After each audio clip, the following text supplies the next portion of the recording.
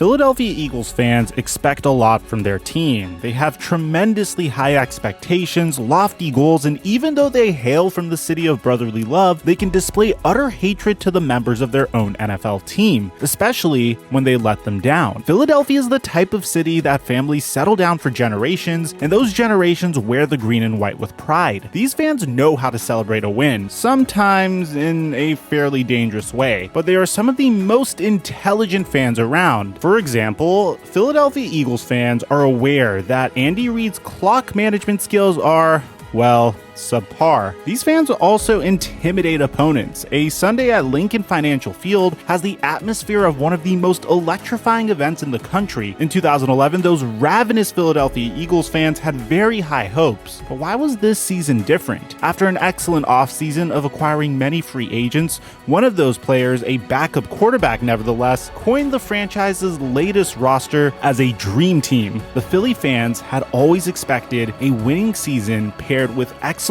effort by those players in the green helmets. This time, their expectations soared in thinking that the 2011 season could be a season filled with perfection. The reality was that season fell flatter than an eagle caught on an electrical line in the middle of a lightning storm. So, what happened? What's going on, guys? Your boy Mike here, and today we're going to be diving into one of the most hyped up yet disappointing teams of the past decade. Before we get to the content, just do me a favor and sack that like button for the YouTube algorithm until it turns blue. Every like really does wonders in helping this channel grow in the algorithm. And if you really enjoy my content, consider subscribing and turning on our notifications. Now that we got all that out of the way, break!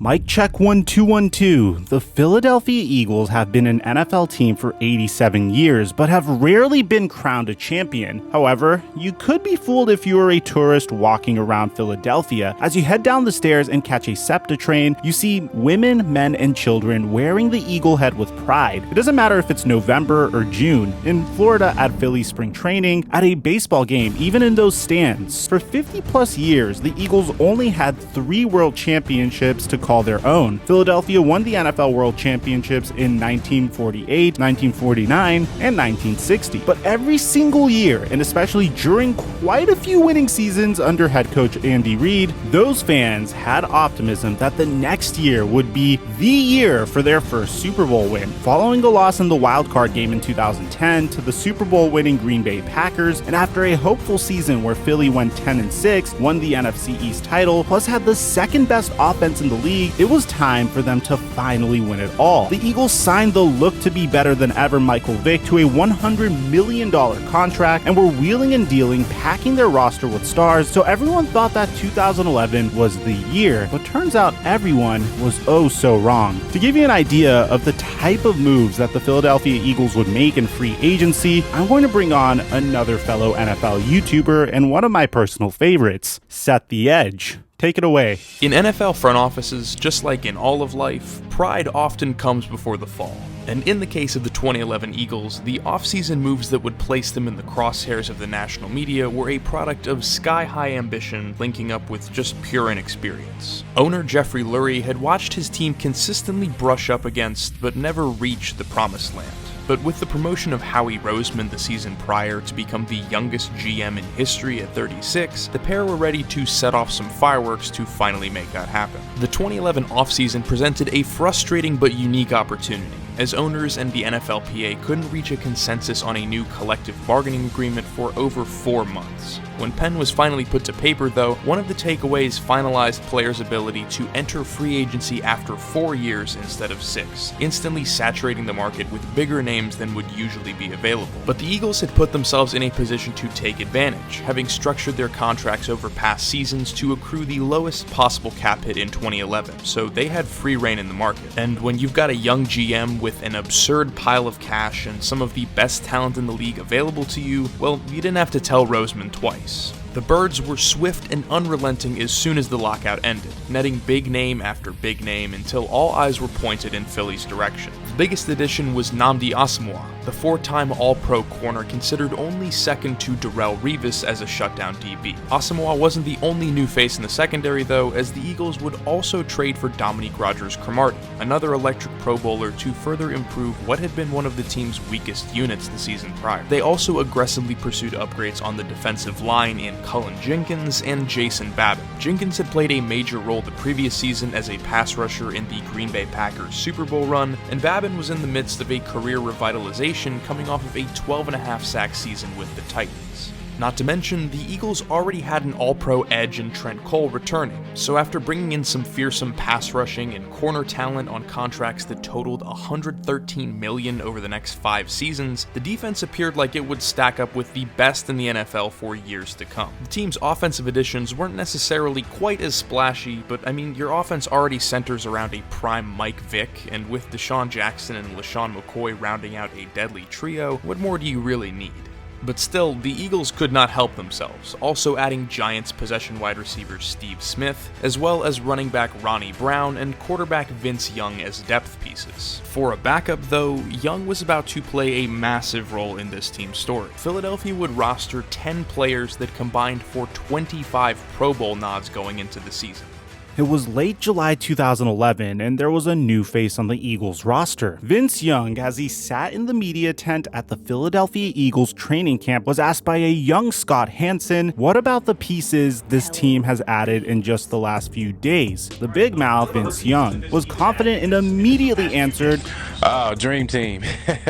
From Nnamdi to Cromartie to Jason to myself, you know they're going to do some more things. Making Eagles fans hot and bothered from his own words, the Philadelphia Eagles 53-man roster and coaching staff would need to act out what he said into existence. As we all know, actions speak louder than words. Jason Babin tweeted on July 30th, 2011 that I feel like we are the Miami Heat of the NFL. Before the official NFL kickoff, the Vegas odds were 15-2, majorly in favor of the Philadelphia Eagles to win the Super Bowl in 2011. Vince Young's Dream Team nickname had even the odd makers sold. Eagles merch sales went through the roof, and for their season opener after the rough NFL lockout season, Philadelphia would head to St. Louis. Newly signed receiver Steve Smith had an outstanding day in the Week 1 win, gaining 178 yards and 8 catches for 2 touchdowns, including a 77-yard bomb from Vick for a touchdown. Then the dream quickly started to shatter for the Philadelphia Eagles franchise. The Eagles were favored in their next 4 games, and in those next 4 games, they lost all of them. In Vick's return to Atlanta, the Eagles seemed to have the game in their favor until the third quarter, when Michael Vick exited with a concussion and a very young Matt Ryan led the Falcons on a game-winning drive. The star of the show in the Eagles game on September 25th was not a member of the home team, but New York Giants receiver Victor Cruz, who made those Eagles star cornerbacks look silly as he scored 2 touchdowns via 3 receptions for 110 yards. Eli Manning looked like Peyton Manning as he had 4 touchdown passes in the 29-16 Giants win over the Eagles. Against the 49ers, Michael Vick had a career day, throwing for 416 yards, which is a new personal high, as he completed 30 of 46 passes. However, the defense was once again awful, allowing 21 unanswered points, and Frank Gore to run right through them for the collapse of 2 straight losses at home. On a perfect 74-degree October day in Buffalo, the Eagles again would be home losers, and Michael Vick had made a decree that it was time for the Dream Team moniker to be dropped. Vick said that it doesn't ring true anymore. We're like any other football team now. Vick passed Randall Cunningham in the Bills game as the NFL quarterback with the most rushing yards in league history, while he also threw for over 300 yards and 2 touchdowns as the offense scrapped to put up 24 points. Jason Avant caught 9 passes for 139 yards but fumbled late, and Michael Vick would throw 4 interceptions, but 2 weren't necessarily his fault. Andy Reid said in the post-game press conference that you can't have 5 turnovers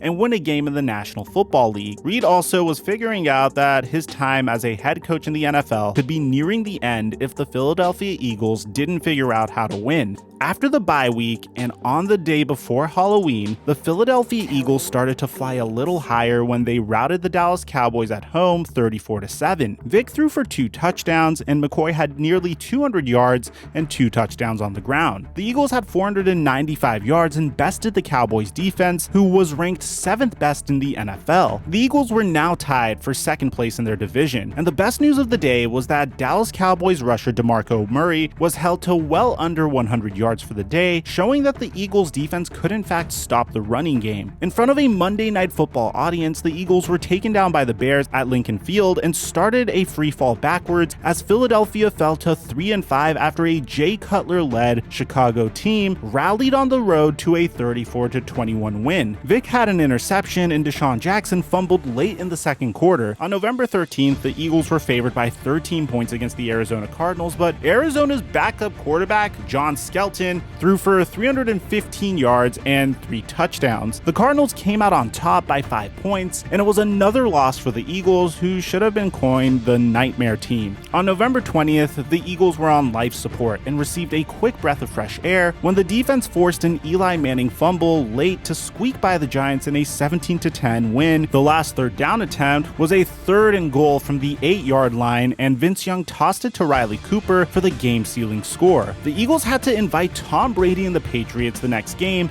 as backup quarterback Vince Young was still under center. Brady threw for 361 yards and 3 touchdowns, and although Vince Young threw for a very surprising 400 yards, Brady tossed to basically everyone on the Patriots offense for completions, and the Eagles, now at 4-7, could basically wave goodbye to their playoff dreams. The boos could be heard all game. Deshaun Jackson seemed to shy away from physical contact twice and dropped a pass in the middle and then whiffed on a deep pass that would have been a sure score in the third quarter. The wonderful Philly fans were chanting "Fire Andy Reid." They were, and in good sense, fed up with the Eagles' 2011 season and ready to move on. What happened to the so-called Dream Team? Those big-name players stunk worse than the water in the Delaware River that divides Pennsylvania from Jersey. Asamoah was slow and placed in a scheme that he simply didn't fit in. The Philadelphia Eagles elected to put him in a zone defense, and he would get beat several times. His 30-year-old body looked more like 40+, covering speedy receivers, and his supporting cornerback, Dominique Rodgers-Cromartie, seemed afraid to make a tackle and was basically called a sissy by the media. On the offensive side of the ball, we already know that Young, even though he was signed as a backup, when he was given the ball, he basically handed it back to the other team on a silver platter. 1 out of 13 passes by Young was intercepted, and that 2011 season would be the last time that Vince Young would wear an NFL jersey. Deshaun Jackson seemed more concerned with the fact that he wasn't given a big contract than actually catching the ball. Then Steve Smith barely caught 10 passes before he was placed on IR with a bone bruise on his already surgically repaired knee. Jenkins was quoted as saying that we just didn't gel together well. He went on to elaborate that there were different personality types. We didn't come together as a unit, and it's tough to say if we lacked leadership because when you get a lot of new players, it's hard to establish who the leader is. You had a lot of high-profile names. People were coming into a system new, so you really don't want to step on anybody's toes. You are trying to feel out the organization, the other players, how they do things, and the expectations. The chemistry was so bad that it probably caused Andy Reid to cry into his cheesesteak every night and then head into Geno's for a second or third. There was no backyard barbecues or bowling nights for the 2011 Eagles because the relationships just weren't there. For example, the media wrote that Asamoah would take his lunch to his car and eat alone while talking to his significant other. There were hard feelings inside the locker room too. Those homegrown players who were on the team prior to 2011, and especially those who were drafted by the Eagles like Jackson, had a bit of jealousy for those free agency acquisitions because those players were paid good money. The 2011 offseason was a bad one for front offices and players alike. If you remember, there was a lockout and a lot of employees were furloughed or had their salaries cut. It was simply an odd offseason in general. There were no OTAs, no mini camps, no study sessions, and free agency didn't begin until July 28th, and training camp was cut short. When the Eagles filled their roster with a ton of new faces, it would prove to be an impossible task to jam enough meetings, practices, and crucial bonding time ahead of the regular season to truly develop a dream team. Andy Reid told reporter Dan Pompey, "It took a while to get everyone going and learn the system. That's the risk when you do that." Andy Reid was a stable element on the coaching staff, but his calls were sometimes a little off. Howard Mudd came on as the new offensive line coach, and Jim Washburn was a new defensive line leader. The schemes changed to zone block Luck and wide 9 for the defense. The longtime offensive line coach Juan Castillo was still on staff but was promoted to defensive coordinator. However, the last time he was the head of a defensive unit was over 20 years prior at the prep level in Texas. The Eagles were shot down game after game. Then Andy Reid and his family finally pulled it together, but it was too little too late. Before everyone knew it, it was time to put a new goal on the whiteboard, looking forward to 2012. However, the 2012 season would not pan out as expected for the Eagles, as they would finish even worse. This time 4-12. After an experiment with Chip Kelly, the Eagles would soon have a new hero and unlikely former backup quarterback and new head coach in Doug Peterson, who would finally bring the first ever Super Bowl title to Philly for the 2017 season. As the 2021 Eagles have joined the youth movement and now have Nick Sirianni as their new leader, it will be an uphill battle to become the NFC representatives in LA at the next Super Bowl. Luck could be on their side. Nick, although a first-time head coach, Doug was as well, and Nick was once in Kansas City just like Doug was. Perhaps there is some magic